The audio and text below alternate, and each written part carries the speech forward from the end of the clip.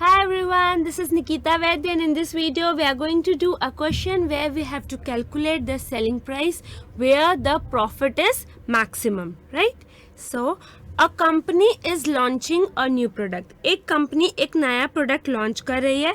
Market research shows that if the selling price of the product is ₹100, the demand will be 1200 unit. Market research क्या बताती है कि अगर selling price product का 100 है तो डिमांड 1200 यूनिट्स रहेगी. But for every ₹10 increase in selling price there will be a corresponding decrease in demand of 200 units. लेकिन जैसे ही ₹100 से ₹10 बढ़ेगा सेलिंग प्राइस तो डिमांड 200 यूनिट से कम हो जाएगी. 1200 से 200 यूनिट कम हो जाएगी यानी 1000 यूनिट्स हो जाएगी. And for every ₹10 decrease in selling price there will be a corresponding increase in demand of 200 units. लेकिन जैसे ही सेलिंग प्राइस ₹10 से कम होगा, जैसे 100 से 90 हो गया तो डिमांड 200 यूनिट से बढ़ जाएगी यानी 1200 से 400 यूनिट्स. बेसिकली डिमांड क्या है, प्राइस सेंसिटिव है. जब सेलिंग प्राइस ₹100 रहेगी तो डिमांड क्या रहेगी, 1200 यूनिट्स. ये मार्केट रिसर्च बोलता है. जैसे ही सेलिंग प्राइस इंक्रीज होगी ₹10 से तो डिमांड डिक्रीज होगी 200 यूनिट से. जैसे ही सेलिंग प्राइस डिक्रीज होगी ₹10 से तो डिमांड इंक्रीज होगी 200 यूनिट से. Right. The estimated variable cost of the product are ₹30 per unit. यानी वेरिएबल कॉस्ट पर यूनिट क्या है, ₹30. There are no specific fix cost but general fix cost are absorbed using an absorption rate of ₹8 per unit. कोई specific fix cost नहीं है लेकिन general fix cost है जो absorb होते हैं at the rate ₹8 per unit. Calculate the selling price at which profit is maximize. ऐसा selling price निकालना है जहां प्रॉफिट मैक्सिमम हो. राइट. तो इकोनॉमिक थ्योरी ऑफ प्राइसिंग क्या कहती है, according to economic theory of pricing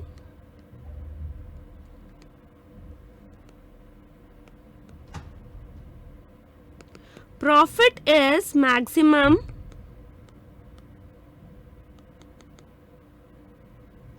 at output where marginal revenue is equal to marginal cost. मतलब इकोनॉमिक थ्योरी ऑफ प्राइसिंग ये बोलती है कि प्रॉफिट कहाँ मैक्सिमम है, प्रॉफिट मैक्सिमम ऐसे आउटपुट पे है, उतनी यूनिट्स पे है जहां marginal revenue is equal to marginal cost. अभी मार्जिनल रेवेन्यू क्या है, मार्जिनल रेवेन्यू यानी एक एडिशनल यूनिट बनाने से कितना रेवेन्यू आएगा. जैसे 10 यूनिट बना रहे हैं तो जो 11th यूनिट है उसको बेचने से कितना रेवेन्यू आएगा. जैसे 11 यूनिट्स बेच रहे हैं तो 12th यूनिट बेचने से कितना यूनिट आएगा. एक एडिशनल रेवेन्यू बेचने से कितना एक एडिशनल यूनिट बेचने से कितना रेवेन्यू आएगा. और मार्जिनल कॉस्ट क्या है, एक एडिशनल यूनिट बनाने से कितना कॉस्ट लगेगा. ठीक है, एक एडिशनल यूनिट बनाने से कितना कॉस्ट लगेगा. जैसे 10 यूनिट्स बन रही है तो 11th यूनिट बनाने से कितना कॉस्ट लगेगा. तो ये जो एक यूनिट बढ़ी तो वो जो मार्जिनल कॉस्ट है वो जनरली क्या होता है, वेरिएबल कॉस्ट होता है. Not necessarily but generally marginal cost क्या होता है, वेरिएबल कॉस्ट, क्योंकि 11 यूनिट बन रही है. अभी 12th यूनिट पे कितना कॉस्ट लगेगा तो वो जो एक एडिशनल यूनिट है उस पे जो कॉस्ट लगेगा वो है मार्जिनल कॉस्ट. जनरली वो होता है वेरिएबल कॉस्ट. मार्जिनल रेवेन्यू क्या, एक एक्स्ट्रा यूनिट बेचने से कितना रेवेन्यू आएगा. 10 यूनिट बेच रहे हैं, 11th यूनिट बेचने से कितना रेवेन्यू आएगा. तो बोलते हैं इकोनॉमिक थ्योरी ऑफ प्राइसिंग कि प्रॉफिट वहां मैक्सिमम है, उस आउटपुट पे मैक्सिमम है जहां मार्जिनल रेवेन्यू इक्वल होता है मार्जिनल कॉस्ट के. राइट. तो प्राइस का फॉर्मूला है price is equal to A minus BQ. ठीक है. सो A क्या है, ए है वो सेलिंग प्राइस जहां डिमांड 0 हो, selling price at which demand is 0.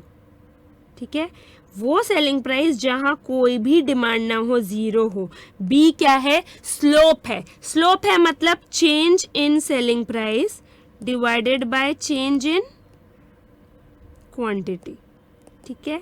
Q क्या है, क्यू है क्वांटिटी डिमांडेड. ठीक है, ये क्या हो गया प्राइस का formula, a minus B cube. a मतलब selling price at which demand is 0, b slope है change in selling price divided by change in quantity, q क्या है क्वांटिटी डिमांडेड, मार्जिनल रेवेन्यू क्या है a माइनस 2bq, ये marginal revenue का formula है, right.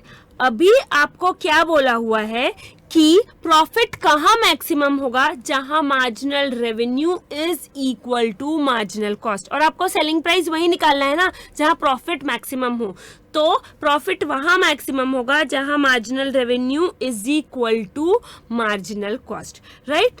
तो पहले हम प्राइस का फॉर्मूला पुट करेंगे, P is equal to a minus B Q. तो a क्या है, वो सेलिंग प्राइस जहां डिमांड क्या हो 0 हो, ठीक है। जब सेलिंग प्राइस 100 है क्वेश्चन में, तो डिमांड कितना है 1200 यूनिट्स, सेलिंग प्राइस 100 है तो डिमांड क्या है 1200 यूनिट्स। तो डिमांड अगर 0 होगी मतलब कितने से डिक्रीज होगी, 200 से कितने बार डिक्रीज होगी, 6 बार डिक्रीज होगी। तो प्राइस 10-10 रुपए से 6 बार बढ़ेगा तो कितना हो जाएगा 160, समझा। 100 सेलिंग प्राइस पे डिमांड 1200 है, सेलिंग प्राइस को 10 रुपए से बढ़ाएंगे तो डिमांड 200 से कम होगी।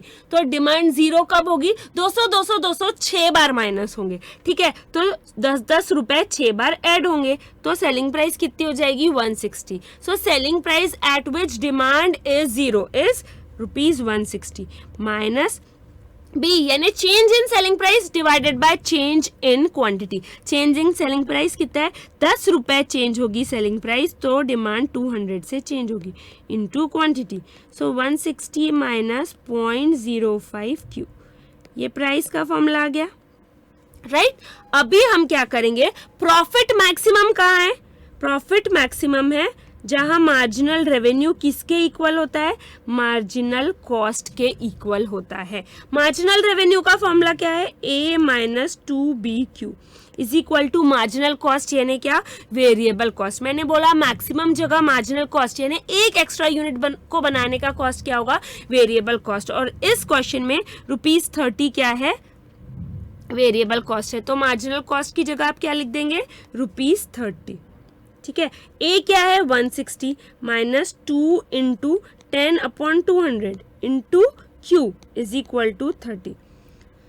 सो 160 minus 2 into 10/100 0.05 Q is equal to 30।